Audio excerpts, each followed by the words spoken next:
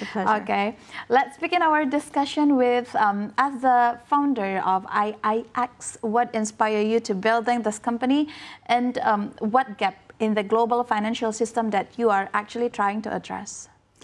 So my journey actually goes back to very early days. I started my career in investment banking back in 1989 in New York. And there are very few women, trust me, very few women from Asia. And what I saw was how much power the financial market had. And I brought that knowledge with me back to Bangladesh, where I'm originally from, and worked for Grameen Bank, which was a small outfit then. And over the years, for those of you who are familiar with microfinance, it became one of the largest microfinances, and it received the Nobel Prize. And this story is a very interesting one, but if you think about when I started IIX back in 2009, it really was on the shoulder of the financial markets and microfinance and understanding how we can bring the two together. 2008, there was a big financial crisis. You know, we all remember it. And if you think about it, the organizations and the institutions who actually did not get touched by it were the microfinances. And why is that? That is because that women were part of that equation, and the fact that alone the women could de-risk those institutions and the product they're putting out in the market. So all of this, if you think about and step back and say, okay, so what is this actually telling me? What's telling us is the fact that when you actually have women front and center of the financial market, and if you actually create the opportunity for them to be out part of the financial market, it actually helps the financial market in ensuring that we have the risk going down and we actually have an equitable market which helps with the growth of the economy. What makes you very convinced that women could put the risk down? That's a very good question. So I started IIX now 16 years ago, and from IIX alone, we have invested close to $600 million in the market, out of that 100 million in Indonesia.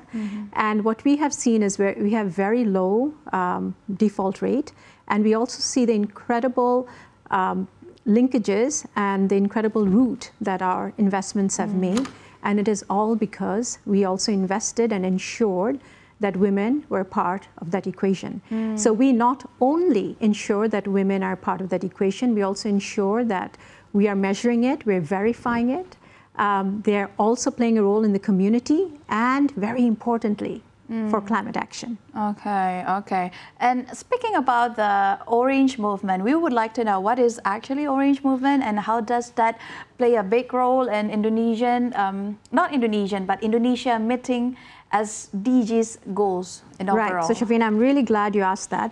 So with the success of IIX, with the work that we're doing, and really ensuring that people understood that women are front and center of the capital markets, financial markets, and this is not something that was an aspiration. We were showing it with our own investment, with our own work. So what we realized is it's not only us, we have to have everyone to be part of it. So orange is the color of SDG 5, which is gender equality. So we basically, along with a number of others, some big institutional investors in the US government, we had the Australian government, we all came together and we created this movement called the Orange Movement, with the goal of basically putting in the market $10 billion by 2030, impacting over 100 million women.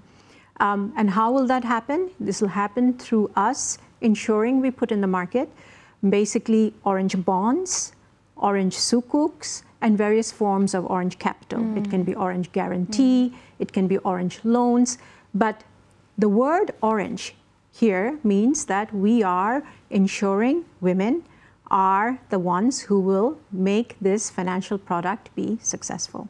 So I want to actually share the very exciting news, which you may know already, but just a few weeks ago, basically PNM, the Permodalan Nasional Madani, which is the largest microfinance in the world. So they have 25 million women across Indonesia. They issued the first orange bond for Indonesia and Orange Sukuk as well. So together, it's about $980 million. That's a lot of money.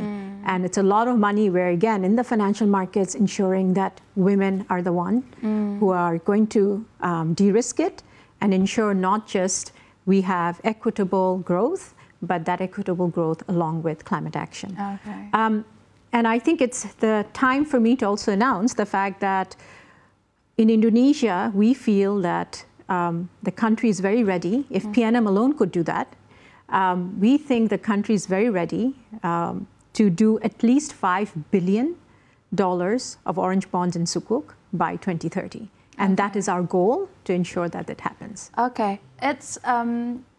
It's intriguing that for me personally, this is my first time hear and learn about bond or Sukuk that support and needs for SDGs and women empowerment. And I know that you've been working with Indonesian government as well. How does this could be an answer to support Indonesian women, to support Indonesian sustainable development? What is the program behind all those? Absolutely. So I think we need to sort of congratulate Indonesia for already doing so much for the Sustainable Development Goals. So Indonesia right now has met, I believe, 64% of the SDG goals, which, as you know, a lot of countries are very behind. But so Indonesia is very much there. And it is number 7, its ranking, right below Norway in terms of kind of being able to meet the Sustainable Development Goals.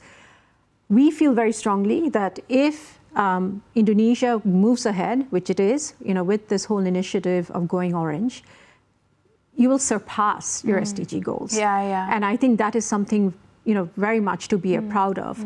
And I believe that with Indonesia, the other thing in the process that it's doing is it is showing the power of leadership of Global South. And it's about time that we in the Global South actually take that power, take that narrative and say, we can actually also be leading in the financial markets. So I'm really happy to see that Indonesians are doing it. I'm very happy that we can be a part of it and that we are in this journey together. Yeah.